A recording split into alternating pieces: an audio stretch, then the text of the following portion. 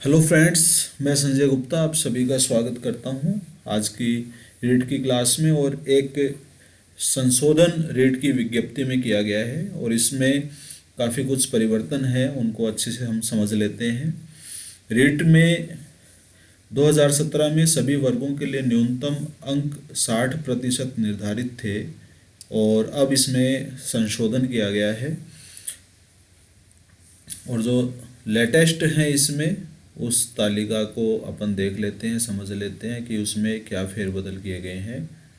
तो ये है, सामान्य में कोई परिवर्तन नहीं, टीएसपी नॉन टीएसपी दोनों में ही 60 की बाध्यता रखी गई है। 2021 में 60% अंक आपको लाने होंगे। 150 नंबर का पेपर रहेगा और 60% अंक का मतलब 90 अंक आपको लाने हैं।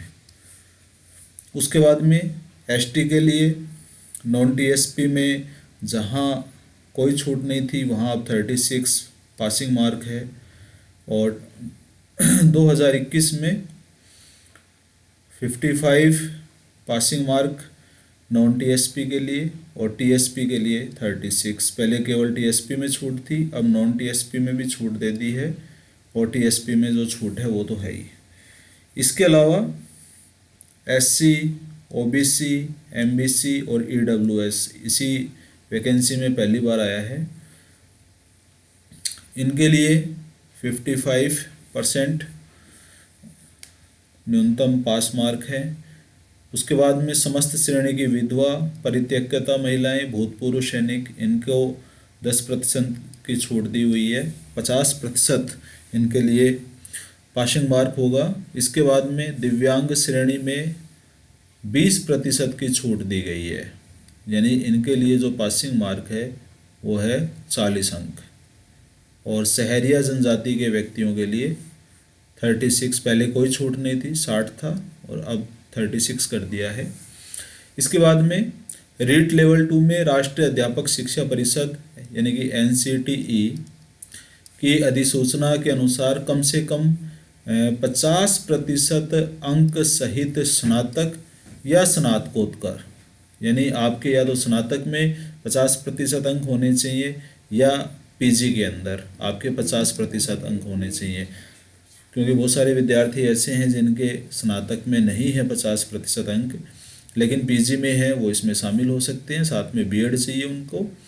स्नातकोत्तर योग्यताधारी अभ्यर्थियों को शामिल होने का मौका दिया गया है, अर्थात जिन विद्यार्थियों के स्नातक परीक्षा में 50% से कम अंक हैं लेकिन पीजी में इससे अधिक अंक हैं वो आवेदन के पात्र हैं। तो ये दूसरा बिंदु हमने इसमें समझ लिया।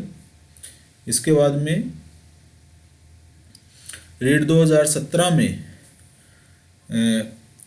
अनुसूचित जाति, जनजाति, ओबीसी, विशेष योग्यजन, विधवा, तलाकशुदा महिला वर्गों को 5% की छूट थी निर्धारित शैक्षणिक योग्यता में, स्नातक के अंकों में।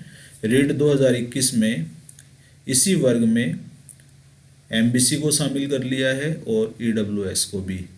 तो ईडब्ल्यूएस और एमबीसी दोनों जहां आवश्यक हो, सीनियर सेकेंडरी लेवल में यानी L1 की बात करें अथवा स्नातक में L2 की बात करें, योग्यता में 5% की छूट है। ये छूट है पात्रता के लिए कि पात्रता में आपको जहां स्नातक में 50% अंक चाहिए वहां आपको 45% ही अंक चाहिए।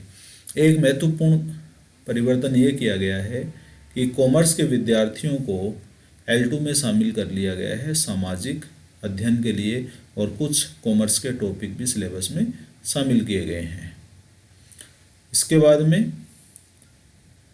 जो सबसे बड़ा परिवर्तन है वो ये है कि L2 में रीट के प्राप्त अंकों का अनुपात बढ़ाया गया है।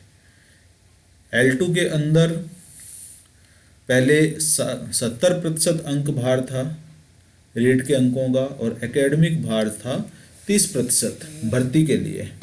अब जो L2 की भर्ती है उसमें रीट के अंकों का वेटेज रहेगा 90% और एकेडमिक भार रहेगा 10%।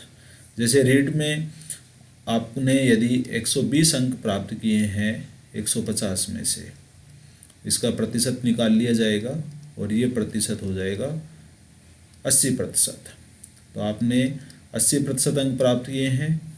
अब इस 80% अंक का 9/10 निकाला जाएगा, ये हो गया 72, प्लस आपका एकेडमिक रिकॉर्ड जो है 10% भाग उसका लिया जाएगा और दोनों को जोड़ करके आपको थर्ड ग्रेड के लिए आपके अंक जोड़े जाएंगे। जैसे आपका एकेडमिक भार जो आपकी परसेंटेज वगैरह है उसके हिसाब से यदि आप 10 में से 6 अंक प्राप्त कर रही हैं तो टोटल हो जाएंगे 72 यहाँ से, 6 अंक यहाँ से और 78।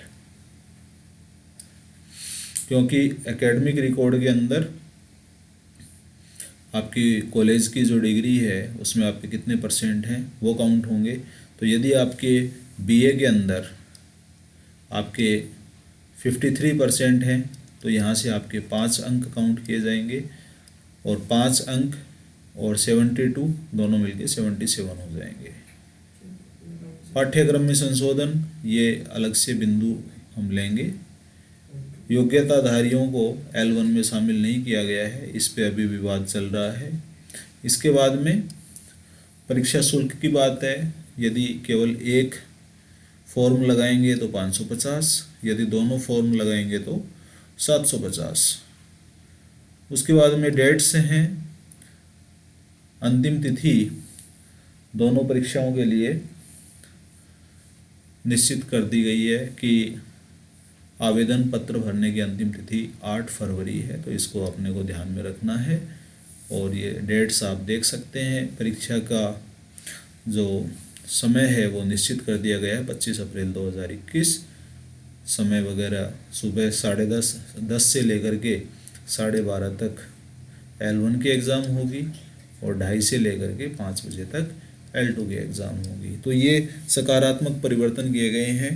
अभ्यर्थियों को थोड़ा सा इससे लाभ मिलेगा, लेकिन केवल हमें लाभ के भरोसे नहीं रहना है, अपनी परीक्षा को अच्छी तैयारी से अंजाम तक पहुंचाना है। धन्यवाद।